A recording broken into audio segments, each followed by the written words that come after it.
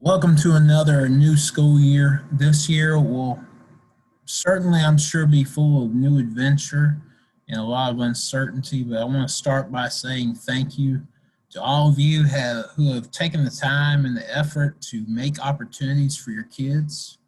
It's been challenging, obviously, for everyone since March, but I think we as an ag community and ag family have done a wonderful job creating opportunities for our students. And I want to encourage you as you start this new year. I know it's frustrating, but continue to look for ways to open doors for your children, whether that be a virtual or in a classroom. See what you're allowed to do within your system and do everything you can. So I wanted to start. I know several of you have many questions this year moving forward, and we apologize that it's taken this long, but we want to get you some updates on things going on. So I want to update you on some FFA.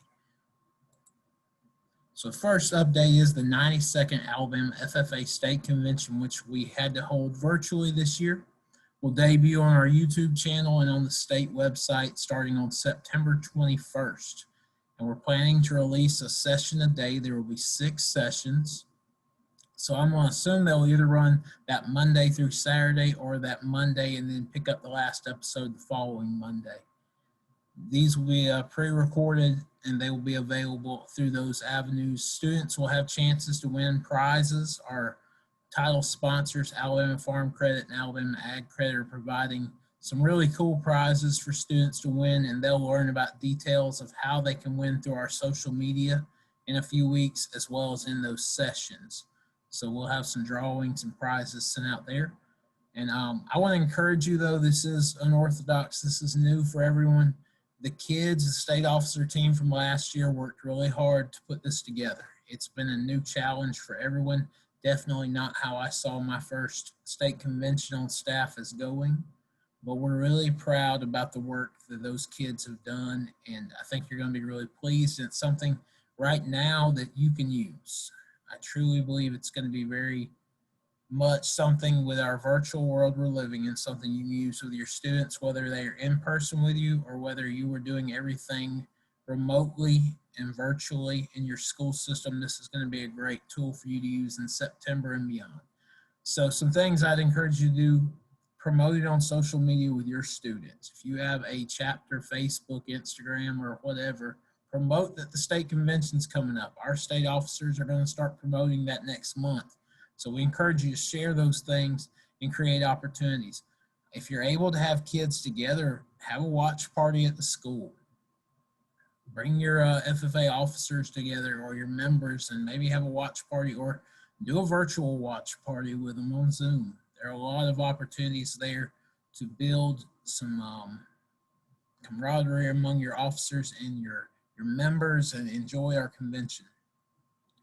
Also, we hope this will assist you, like I said, in the assignments you're having struggles giving your kids virtually. Make it an assignment for them to watch.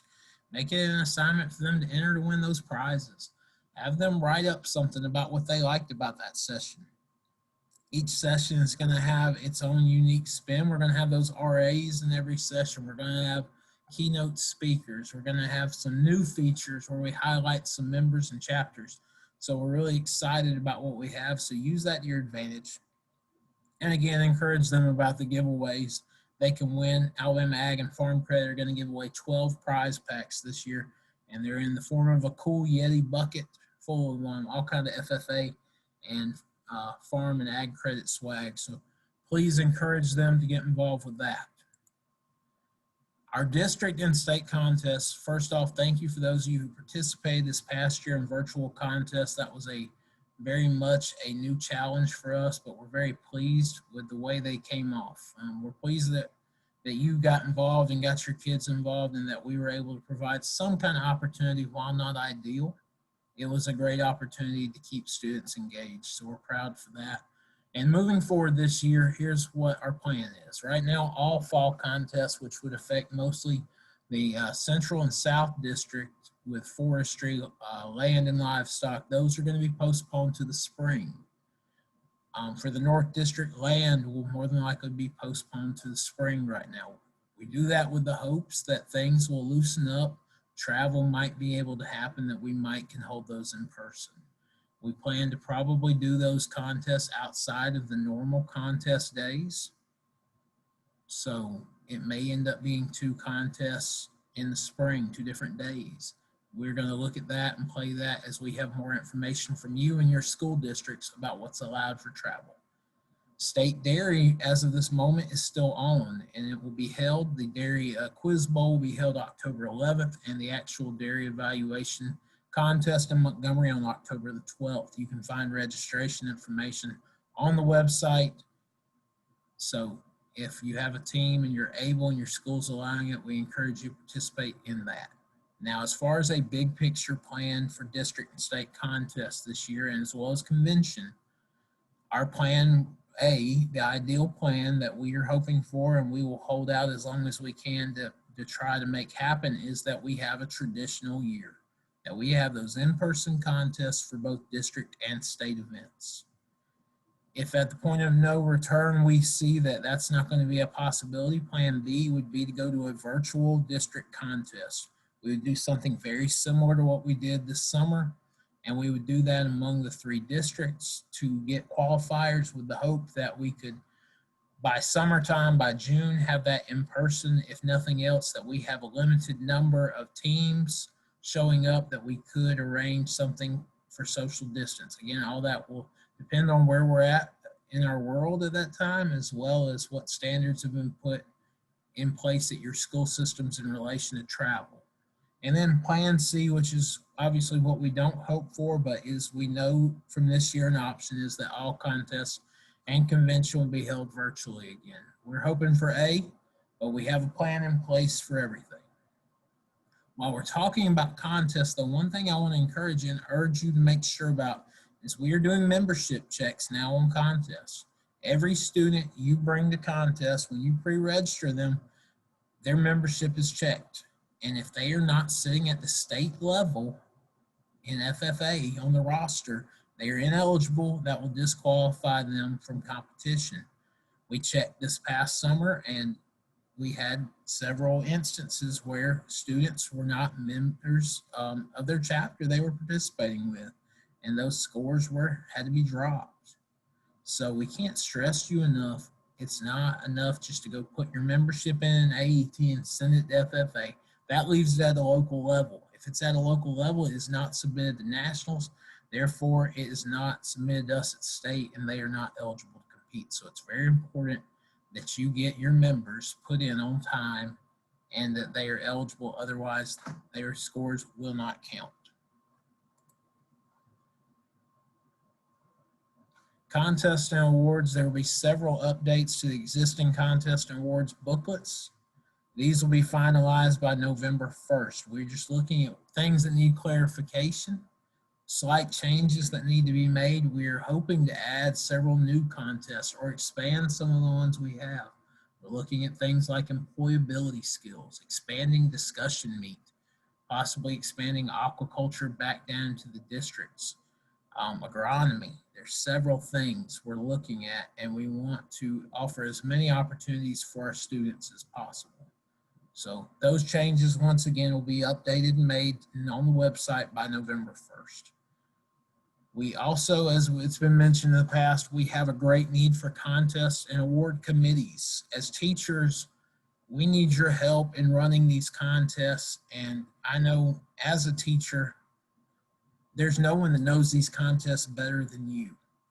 So we encourage you, we send out some things over this fall that would allow you the opportunity to serve on a contest that you are passionate about, one you are very familiar with and have a great knowledge base of. We encourage you to do that, because as we move forward, we have to look at things like the student participation in certain contests and the teacher interest and participation. Those are things we have to evaluate the feasibility of these contests and what we need to make happen to continue offering them. So I encourage you to get involved with something. This is something I know we've tried in the past, and we're really ready now to commit to it. The North District, for instance, has a livestock committee, and they had planned before COVID to have their own district livestock event on Saturday, which would serve as the district event. And I think that is going to be a very successful thing. So We want to see that across our state. So as you see information roll out about that, please don't take it lightly. Look at ways you can have a positive impact on what we're doing and on your students. And like I said, you know these contests, you know complaints you may have had with these contests in the past. This is your chance to fix it. This is your chance to improve these contests and help better prepare our students. One big change this year that we feel is going to make some positive impact on our state is the new application process. The first item with that is that AET is now locked, meaning that your applications that are done through National FFA within AET are going to be locked down to AET. That would include proficiency applications, state degrees. I think agri-science fair. We're also going to have a new officer application come up in there. All these things are going to be tied to AET, which means with it being locked is that records are going to have to be input into AET.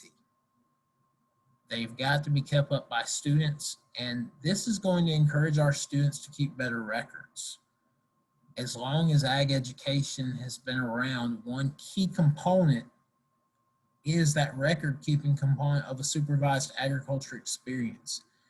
And as we move forward thinking about our strategic plan, we have this three-circle model, and I want you to ask yourself, how are you doing in incorporating fully the three-circle model? I know as a teacher, there was always something I struggled with. SAE was it for me at some points, and I had to do things to improve.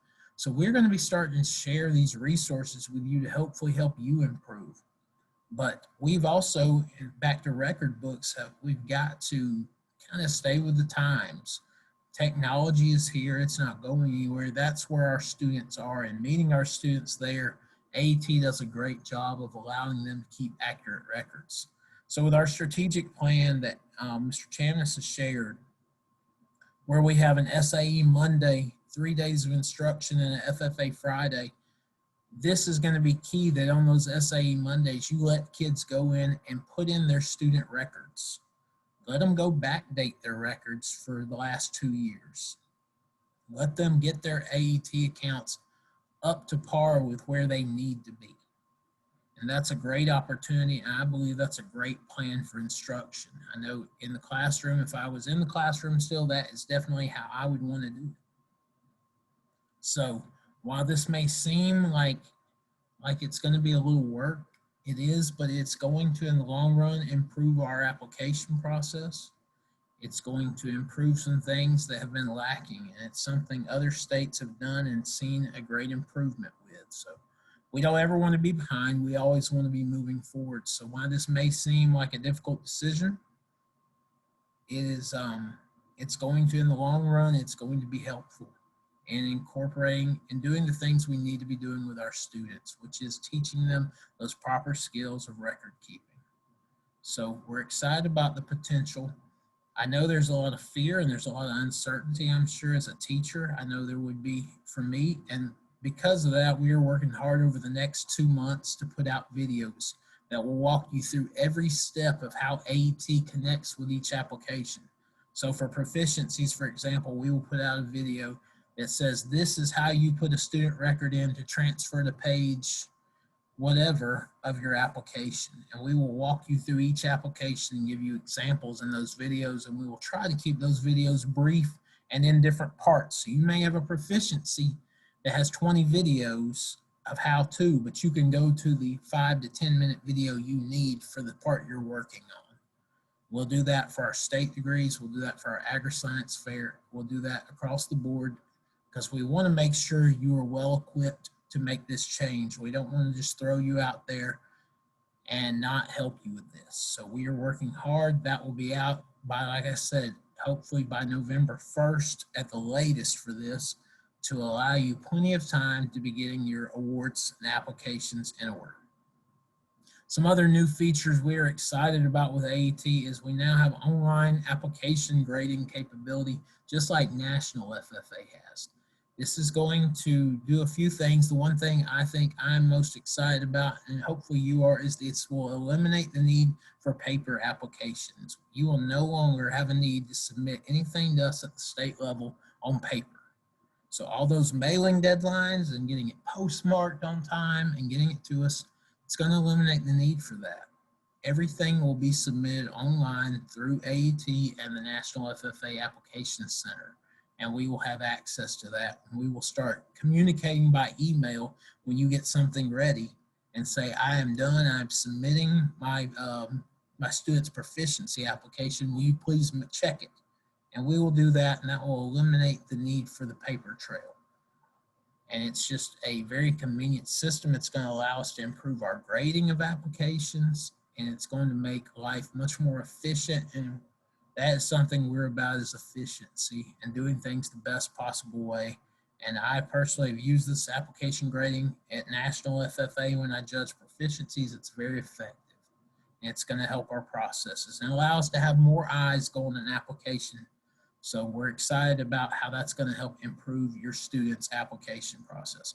We also have a plagiarism check system, just like National FFA does. That is a big issue because sometimes you can accidentally get into a situation where you had something pull over from an old application and get you disqualified at nationals. If we have this up front, we can check that, and it will let us know where issues are so we can get that fixed before it goes to the national level. Because we want you to not only be successful, your students at the state level, we want them to have that national success and recognition as well. Two other new applications. We're going to have a new state degree application, which is going to be hopefully a much shorter application than you've been having to fill out. Because of locking AET, this allows for this application to be much more simple. Because if your students are going in and putting in their records like they're supposed to, their records are going to pull straight into the application, and you're going to print a much shorter application. Once again, you're not even going to have to print it anymore. It's going to go straight electronically to us, and we're going to be able to pull their SAE records, and it's going to pull everything to check. By doing that, we also will add a star feature where you can click a button if you want your student to be considered for a star farmer, and it will open a new part of the application for you to fill out, instead of having to do it the way we have, where you send in pictures and you send in a narrative. We'll do it this way from now on. So it's going to make that process a little better, more efficient. And finally, we're going to have a new district state officer application. This application will also be loaded through AET. It's going to be a much simpler looking application. It's still going to have a lot of the same features like resume. It's going to have some essay questions. But it's going to, one gripe we get for the last few years from our state officer selection committee and all those judges for the state nominating committee is the SAE part of the application is weak. We've had that. It was one of the biggest complaints from our judges this year, is it's a weak part of the application. With this new application, students will simply print their AET record book straight from the application. It will print out and it will be attached to the application, giving those judges the meat they want to see. These are our best kids in the state, and they should be able to keep accurate records. And that is going to be able to give judges a better look at their project, a better holistic look of what it is they're doing. So we're excited about the new application. There are going to be new standards put out. There's going to be all new paperwork involved, and there'll be supplemental agreements and requirements and expectations of officers that will come out in the next few months that we want you to pay very close attention to. So once again, we'll have videos for all of these applications walking you through these processes. But we're excited about the future and just improving where we're at as a state. We do have a wonderful new state officer team in place. Those kids are extremely excited, even though they know the challenges that lie ahead. They're very excited to be getting out in your community and in your schools with your students, and they're going through a lot of methods to try to figure that out. We also have 3 wonderful district teams that are ready to get involved, and they're going to be undergoing some training here in the next month. So how officer request visits will work now is through a Google form that will be uploaded to the website. As a teacher, these officers may still reach out to you, but when you want to request them, you will go fill out the Google form. The Google form has things on there pertinent to the visit that we would need to know to approve the visit. Also, with that, our kids are being trained to use virtual means to do workshops. So you may say, our school system will not allow anybody outside in. Well, this is where the virtual aspect is going to come in. We can get you a state district officer in your classroom with your students on Zoom or whatever platform your school uses, and they can meet with those kids for an hour, and they can have that impact still. While it's challenging, it's different. They can still have that impact. We also still, if your school is allowing in-person visit possibilities, maybe, we can look at that and we can evaluate that.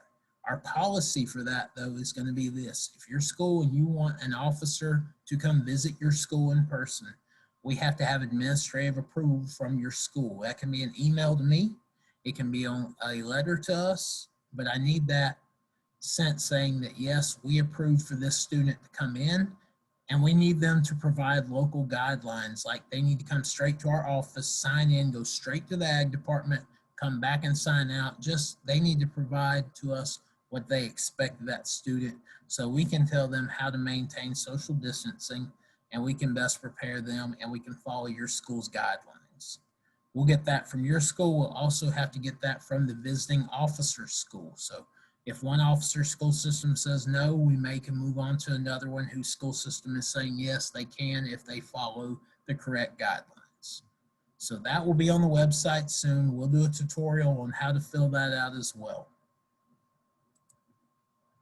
National FFA Convention is virtual this year, and registration will open for that on September 22nd. They're going to have a lot of features apart from your traditional sessions with your keynote speeches and any speakers. They'll also have some interactive skills challenges, the Blue Room, and a lot of popular features will be moved to virtual.